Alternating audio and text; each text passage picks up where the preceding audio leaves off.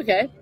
Peter Thomas Fornatel and Vanessa Ryle here at the Breeders' Cup for In the Money Media and our YouTube channel. Vanessa, so great to have you here. Oh. First impressions of Breeders' Cup 2025.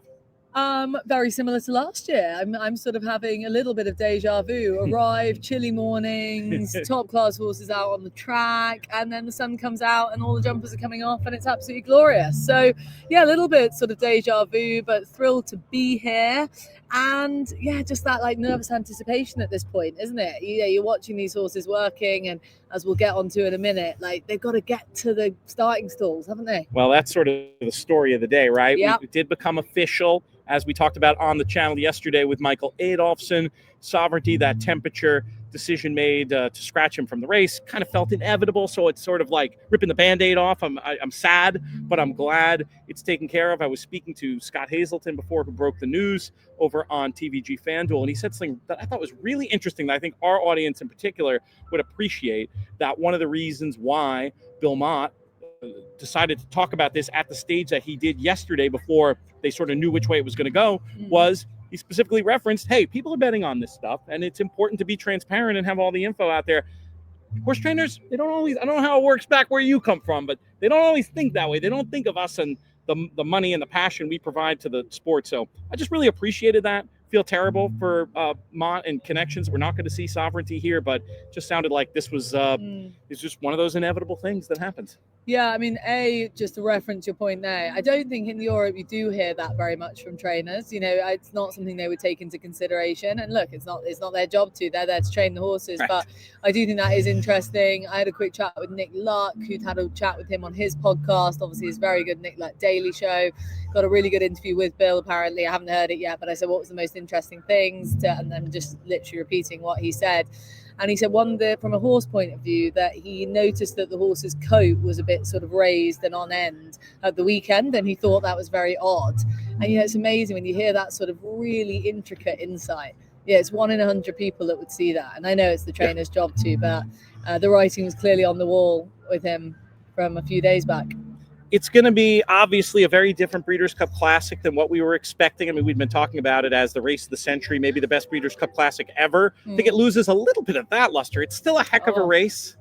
For me, from a betting point of view, basically what it changes the price I'm going to get on Forever Young, who I think is, going to come in for a lot more money now. Obviously, every horse will, with a horse that was going to be close to even money not being able to compete. But I was liking Forever Young's chances before. I'm liking them even more now, just mathematically, without all that chance that Sovereignty gets the job done. It's still going to be a heck of a horse race, and I'm still really looking forward to it. But obviously, I'd be lying if I didn't say it was a bit bloom off the rose. But by the time Saturday afternoon comes around, I'm sure the racing fans, and myself included, will be pretty excited just the same.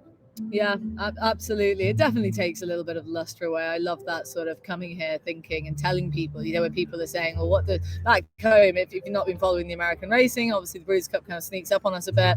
And people are saying, oh, God, like what sort of Breeders' Cup is it? And, I've been saying to people, it's going to be the best Breeders' Cup Classic in years. And I think, it's hard to not be a bit deflated. But hey, it's horses, it's horse racing. And at the end of the day, we're still in for an absolute cracker, like you say. The turf is one of the races of the weekend for sure, as it always is. Very curious. You were over in the training area with the shipping barn today. Did you pick up any intel about some of these top Europeans we're going to be seeing at the weekend? Well, the turf is a race to really look forward to, the mile as well. It was more the juveniles, just to touch on actually a couple of those races, the aforementioned races. Interesting that somebody I know who's got a real ear to the ground with this was all aboard the Lion and Winter for the mile. And I just can't have him. He's just so tricky to get right. I think he's got all the ability, but I'm not sure he's a reliable horse if you're having a bet, which is ultimately what we're talking about. And I was chatting to this guy and he really twisted my old arm. Yeah, I really sort of got convinced into it there for a moment. So it's amazing how when you've got an ear to the ground. I mean, I could change direction like the winds, basically. Very and so funny. At this stage, you're down there and you hear all these whispers. I walked into that conversation not having him on the list at all, and I walked out of it thinking, I have a few quid on Lion and Winter. So it can be a bit like that. In terms of what I got from down on the ground today, I suppose though the main focus, as always with the Europeans, is the Aiden O'Brien runners. And just focusing in on the juveniles. So obviously coming in here, a big question has been, why is Aiden running True Love in the juvenile turf sprint instead of the juvenile, the fillies juvenile, essentially? Correct. Because usually when he has that pattern Yeah. with the Cheveley Park and the 6 furlongs, it translates so well. Cutting back, that's unusual, as is, going from the fillies mile, as he's doing with Precise. That's not the usual pattern. Did you get any intel on the why of this? Yeah, so my intel on the why is, again, asked a couple of journalists what the crack was, and basically the line was, I am paraphrasing here, that there's no point in running True Love against Precise because Precise has that race like sewn up. Well, obviously that wasn't the direct quote, but as in what they're saying is like they have Precise for that race, and I think they're pretty confident about that. And so as a result, try and scoop up something else with True Love. So I was fascinated by it because, like you've just touched upon, running True Love over the sprint trip is just not the usual from Aiden. Running a filly in that race, dropping her down in trip, a Cheveley Park winner. I'm nervous she doesn't have the speed for it. Like, I don't know. I suppose if you listen to that line I've just said, that just bolsters the confidence of Precise backers. Yeah. But Precise obviously has that horrid draw to contend with, which really does spice that up a bit, because without that, if she had a lovely handy draw, we'd be saying this is an absolute certainty sort of job. 3 to 5, 4 to 5. But the draw makes it more interesting for me. Anyway, then I was out, so I'd heard all this chat, and I'm out on the corner over there, and they all come past me, and I knew True Love was a beast anyway, because that's been well reported on at home. It's something that's been discussed quite a lot, specifically in the paddock before the Cheveley. I mean, she looks like a colt. She's a weapon of a thing, absolute weapon of a thing. So that was nice to see. And really the opposite about Precise, a much more delicate filly, a much lighter filly, not the same sort of physical specimen, but that confidence behind her is alarming.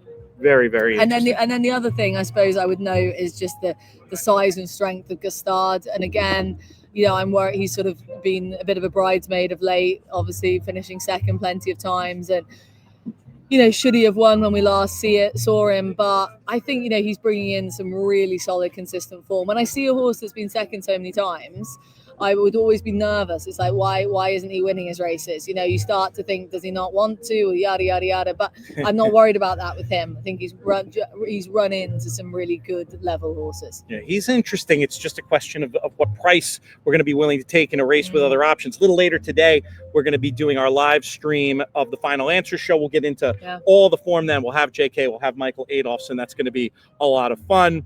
I saw a couple today that I thought were worth commenting on.